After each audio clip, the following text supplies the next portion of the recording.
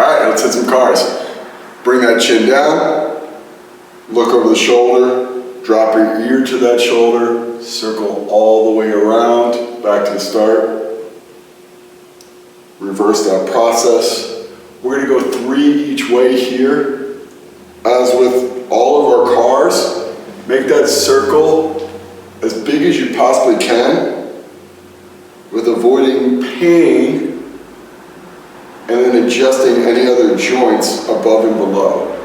So in this case, I want to get more cervical rotation, but I don't want to move my spine below. We're going to do the same thing at spine. Same thought process. The joint above is our neck right now, and then our hip is keep both of those set. So I'm moving completely from the top of my tailbone to the bottom of my neck, making a circle as big as possible. If you're having a hard time not leaning or pushing your hip opposite, you can actually do this seated, which you'll notice from time to time in our classes we might go to kind of reinforce that position, creating what they call a fixed point that you can rotate around a full axis of rotation. 3 each way as well here. As per always, avoid ranges of motion that may cause pain or discomfort. Moving on, we're going to hit into scapula. Arms straight out in front. Remember, they can go forward and back, but not up and down. So start off squeezing your shoulder blades, elevating your shoulder blades, pushing your shoulder blades forward, and then pulling them back down, pushing them forward again, elevating, pulling back, pulling down, pushing forward. We're going to go 3 circles with our shoulder blades, getting as much motion as I possibly can. I'm going to do a quarter turn for you, keeping that torso locked in.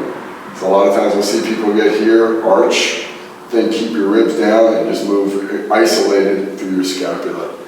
Moving on, we're going to hit into our shoulder. Start off by rotating that arm out. We're going to come up and across our midline, keeping that arm pulled out. Once we hit a block, you'll feel it. You're going to start rotating that arm. We're going to keep rotating until I come all the way back around to my pocket. When I'm at that pocket, I want to do a quarter turn so you can see this. This arm is facing away. When I go back, hit a block, slowly unravel, and then come back to start. We're going to go 3. Making that circle as big as you possibly can. Controlling that joint above. So that would be our elbow in this case. Not trying to bend or move in any kind of particular way other than making that shoulder circle as big as possible. And that joint below being our rib cage. Transitioning to the opposite side. You'll notice there's going to be a right-left discrepancy. Like, oh man, my dominant side gets a little bit more range or has a little bit more ability to control at that range. And I think it's a really good opportunity to go through that body's asymmetrical, and if we choose to load you bilaterally, we need to make sure that we allow for that joint to move to not cause pain or dysfunction.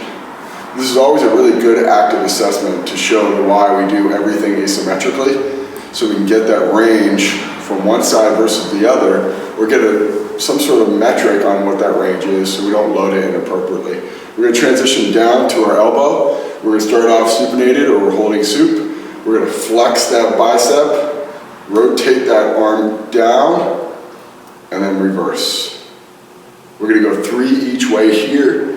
We always talk about this position when we come down to supinated grip stuff, so if you're really struggling with things like chin-ups or a supinated grip pull-up, we really want to get that supination in there at the forearm, finding it, fixing it, and then start loading it. 3, and then we'll transfer into our wrist. On wrist, elbows are pointed 90 degrees. Imaginarily, I'm holding 2 cell phones or I have lasers pointing up to the ceiling. I'm going to start off pulling my fingers to the ground, bring my hands in, adjust, rotate out, and then come back to the start. If you're struggling, we can either hold on to one wrist, or we can make a closed fist. Really try to lock in that forearm position. And we're thinking the rationale for holding onto the wrist is if I'm really struggling to keep my forearm in position, if I'm really struggling to keep my hands long, then we go to a closed fist. We're going to go 3 each way there. And we are completely aware that this one doesn't have a ton of range, but that's why it makes it that much more important to go ahead and hit that. When we're done with that, we're going to move on to hip. Find something stable, a wall, a fence, top of your couch. We're going to bring that knee up, keeping that torso locked in. Rotate, pull out. As I pull that knee out, I want to keep my belly button, sternum pointed straight ahead. Rotate, push back and away. Keeping this fixed, bring up both knee, heel, slowly unravel, back to the start. We're going to go 3, and then we'll switch to the other side.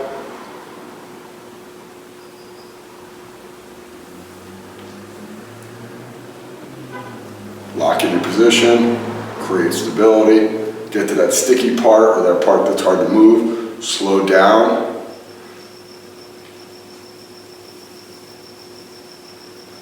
Transfer to the other side.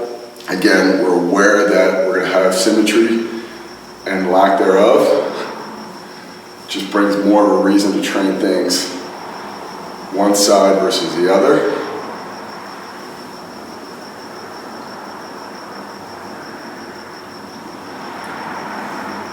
Three on this side, and then we're going to transfer down to the ground.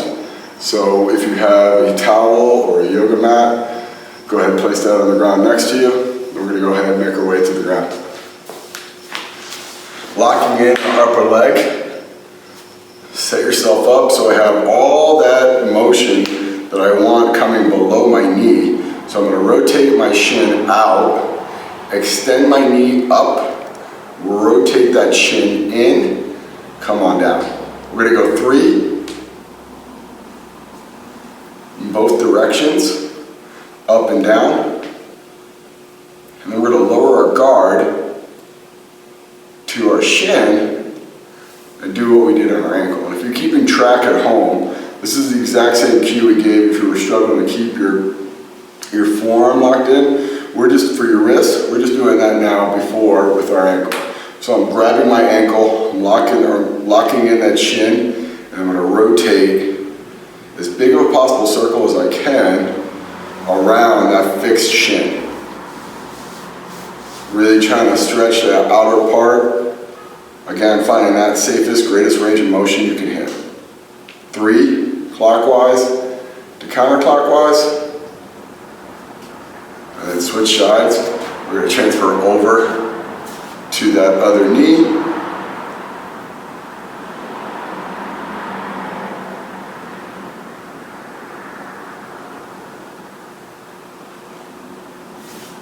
Lower guard.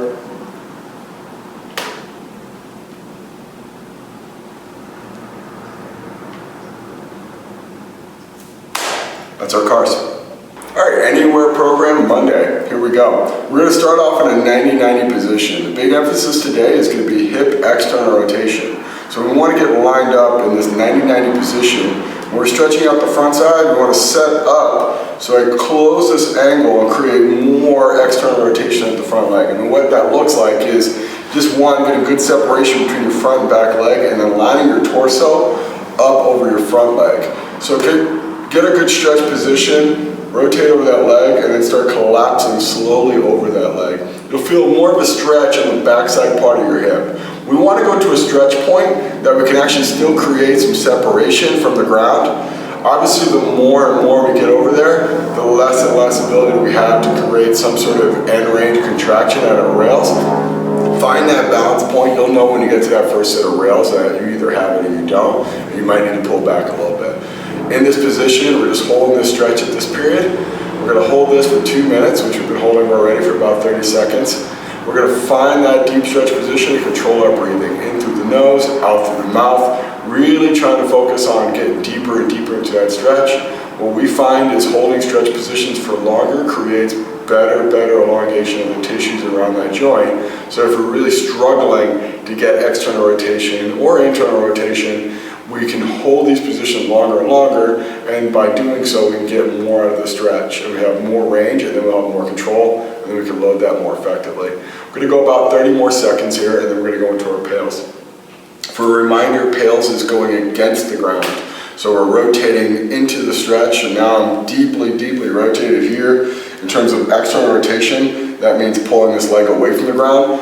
Internal rotation would be the other. When we're thinking pails, we're thinking going away from what the classification of the exercise is. So we're naming this external rotation. Now we're actually trying to internally rotate at this end range. So we're going to apply pressure of this leg going down into the ground. We're going to call it a ramp, meaning going up 20%, 40%, 60, 80, 100, holding that 100 for 10 seconds. By that terminology, you're thinking if I have 100 pounds of pressure I can put to this ground, I only want to put about 20 pounds into it, right? So imagine like a fulcrum here, I can lift 100 pounds, only want to lift 20 of those pounds when I say 20, and then 40, 60, 80, all the way to 100. Okay, so we're going to set up for our pails. We're going to line ourselves up in a good stretch position. We're going to take a deep breath in, pack the air down, create tension through our body, and then we're going to apply about 20% of our pressure down to the ground. Here we go. 20% down, ramping up slowly. 40%, we're going to apply a little bit more pressure. 60%, slowly ramping, not just doing it in a step-like fashion, we're thinking a slow, steady ramp. 80%.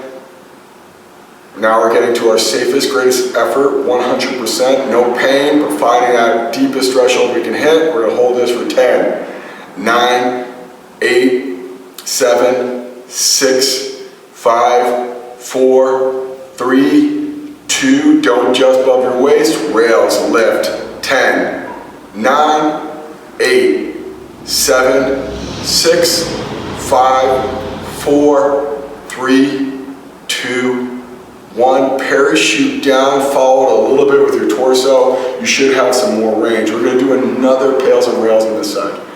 We're going to hold this stretch for an additional minute. We're going to get into another set of pails and rails. First kind is always like a mulligan period. We're actually learning what this is and what's going on here. Second round should be, in theory, better.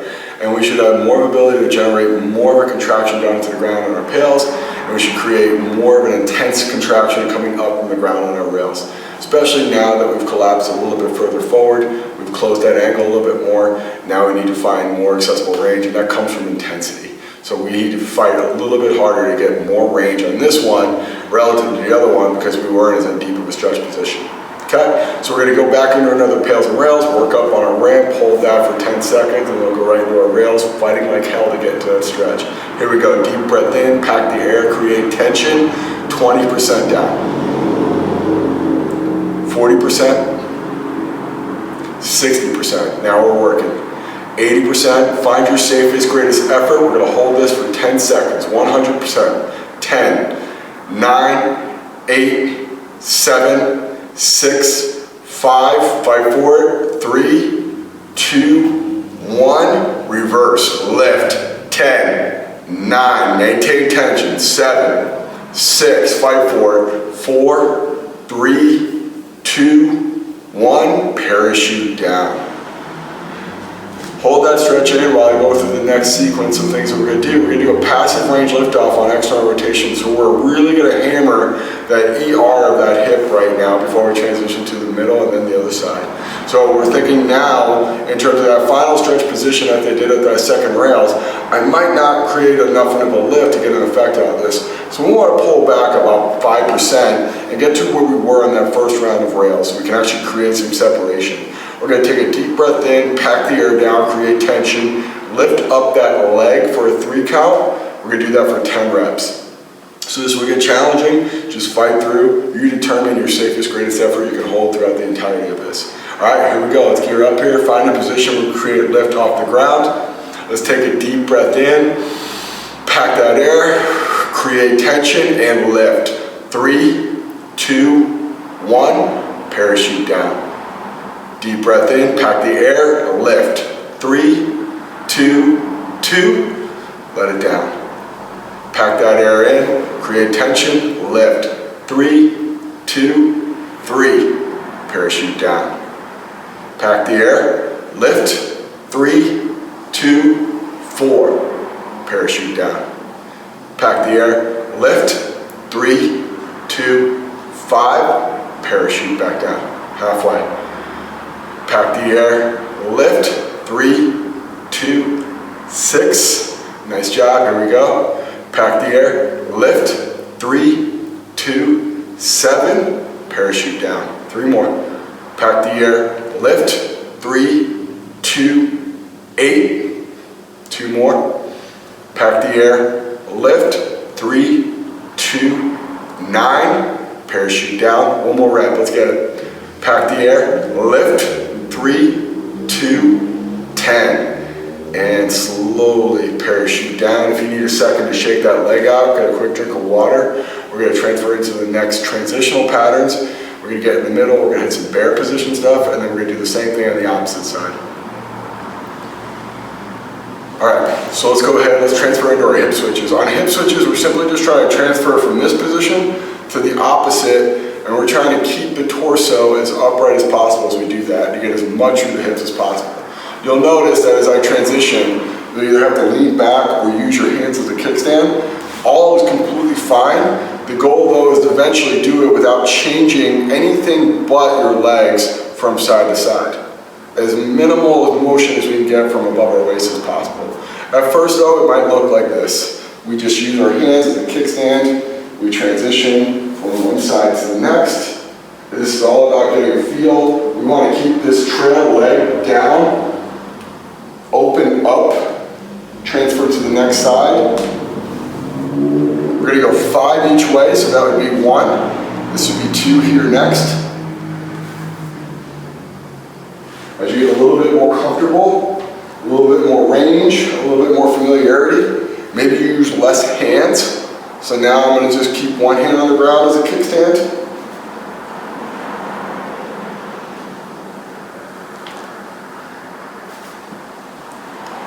Maybe I can get to the point where I use no hands.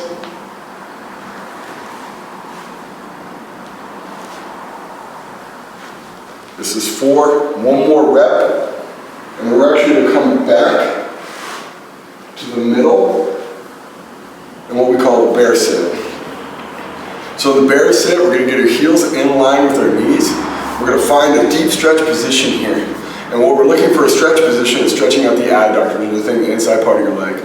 So get those heels out, align with those knees, rotate those toes to the ground, pull your torso forward, push your knees to the ground, and let your elbows now just get heavy on top of them.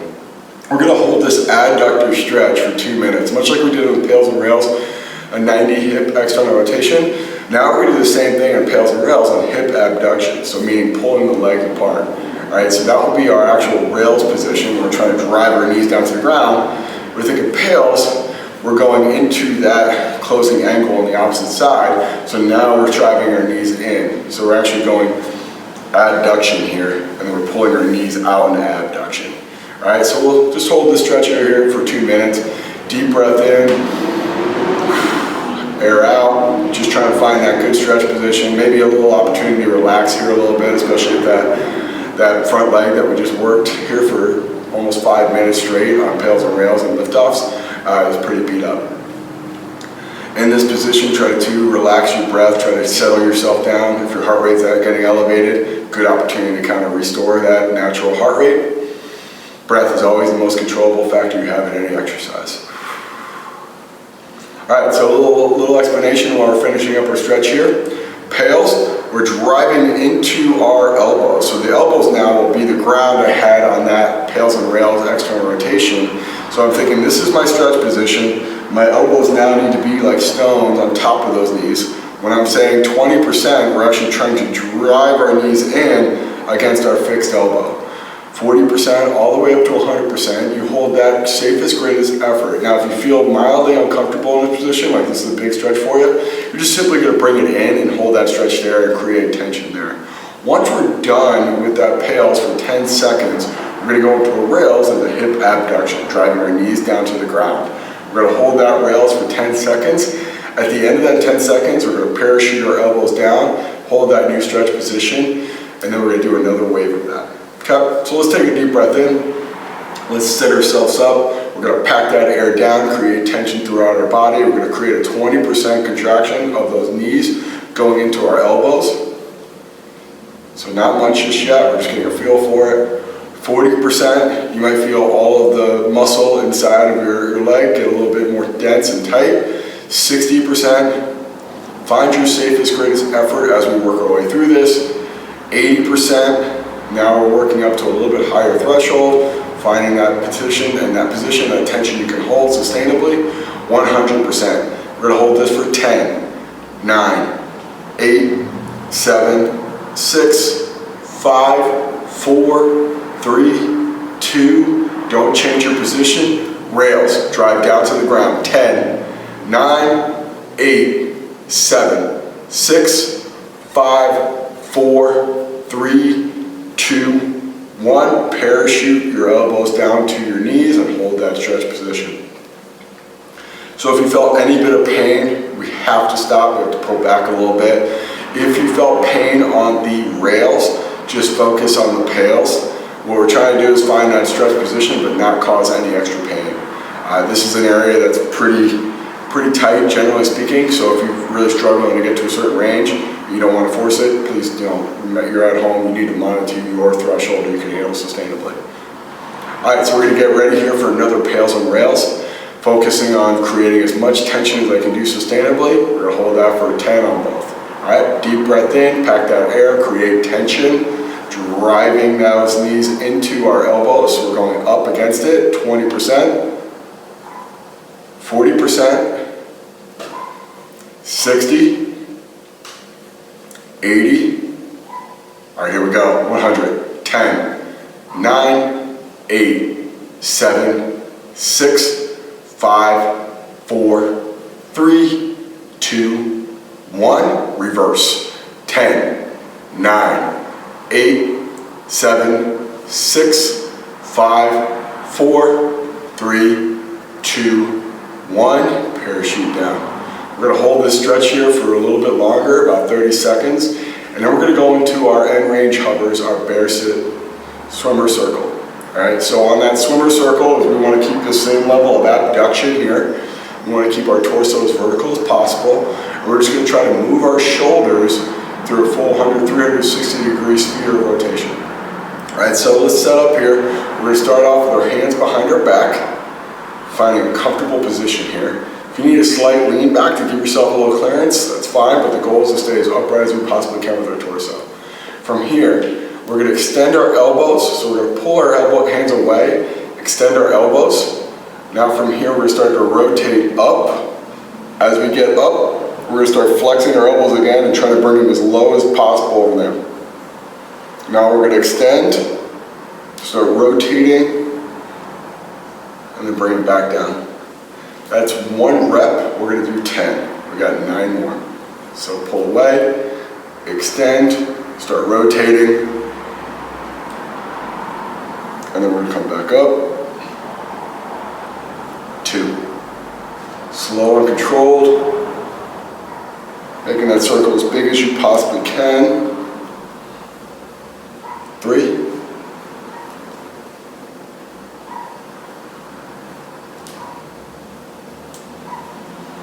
4.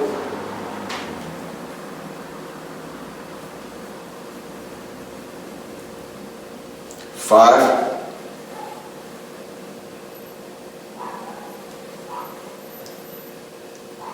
6.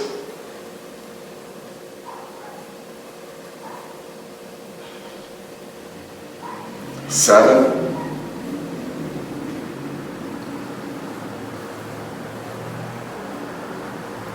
8.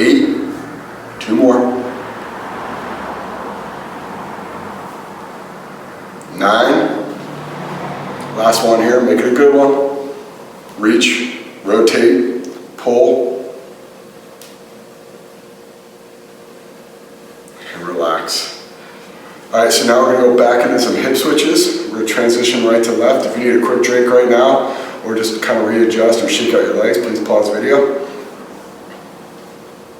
All right, let's transition into our 90-90 hip switches again. Same thought is we're just trying to use as much hand as we need to keep our torso as static as possible to move our legs exclusively. So if we need to go both legs down and we need to set up our switch, transition, and more. Use less and less hand.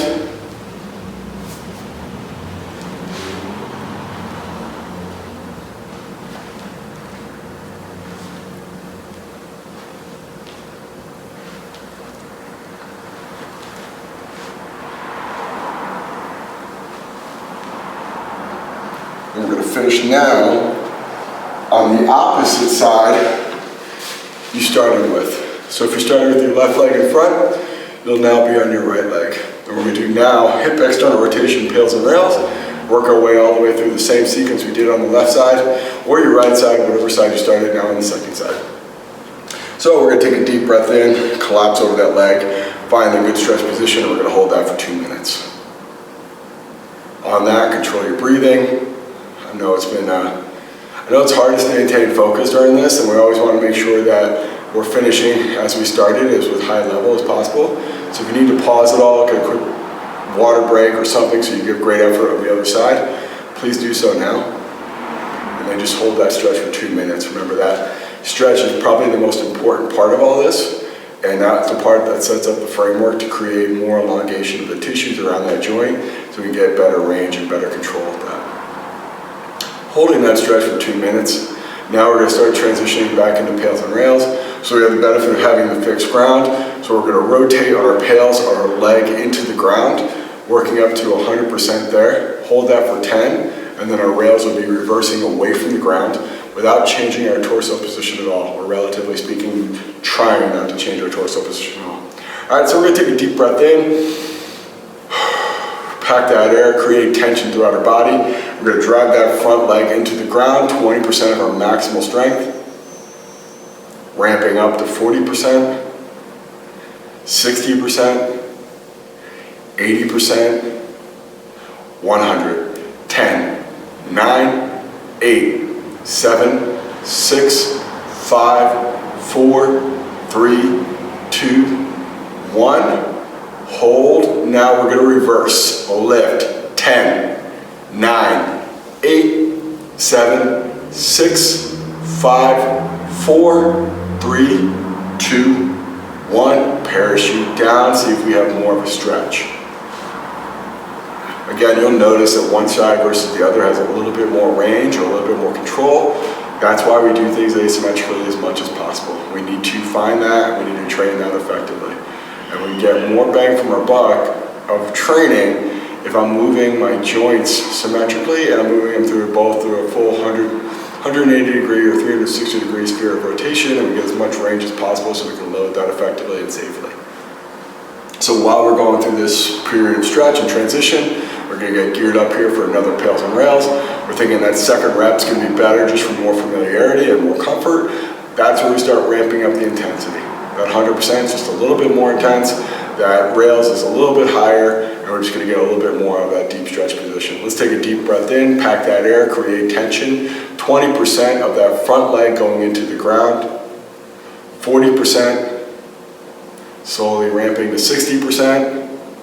Now we're getting up to the upper threshold here. 80%, we're going to find our safest, greatest effort. 100%. 10, 9, 8, 7, 6, 5, 4, 3, 2, 1. Reverse. 10, 9, 8, 7, 6, 5, 4, 3, 2, 1. Parachute down.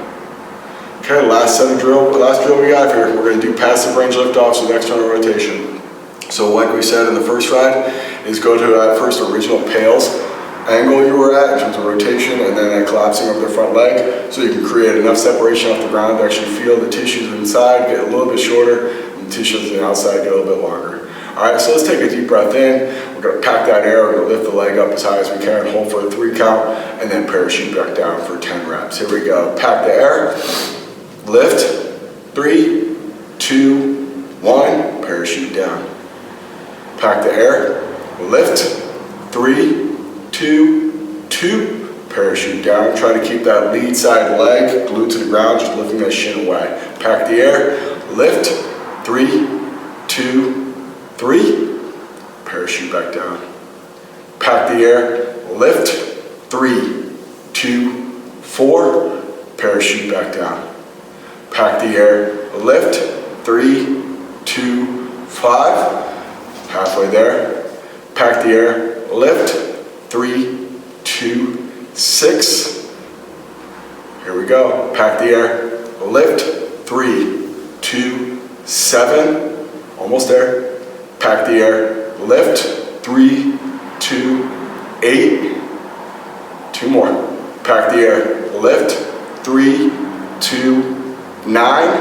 Last one, let's finish strong here. Pack the air, lift, 3, 2, 10. Parachute down, try to find more of a stretch. When you're ready, slowly transition out of that position, and we're going to transition to breathing. All right, so we're going to go into breathing. We want to focus on a couple things here. When we look at breathing, we want to create a good respiratory mechanic, and depending on your orientation, there might be positions that you feel a little bit better in. Either you're more inhalation focused or you're more exhalation focused, or breathing in or breathing out. And not to get too much into the nuances and the complexity of it, you just want to find that position that's really going to be a positive feedback loop for you to get more out of your breathing and more out of your subsequent movement. So there's 3 options we can go with here. There is an inverted position where we can go on our knees. If you want to elevate a little bit higher with some books and maybe some towels, if you have some balance pads at home, this would be a good opportunity to use it. The more elevation we have with our knees, the better. We're going to collapse down to our elbows.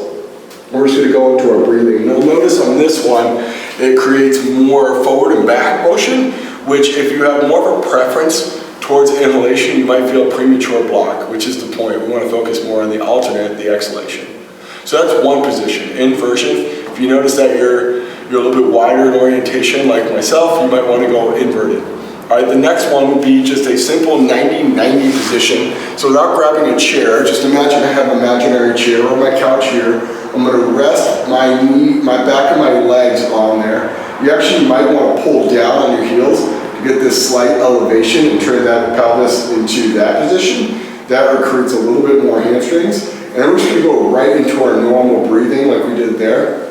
If you're more of a narrow type, like if you're like a little bit longer and taller and skinnier, you might feel a little bit better in that one. And that actually might reverse it, right? So that position that we're really good at pushing air out, we might have to focus on taking air in, which is what we want in that one. And the final one is just very simple, lying down on your stomach, crocodile breathing.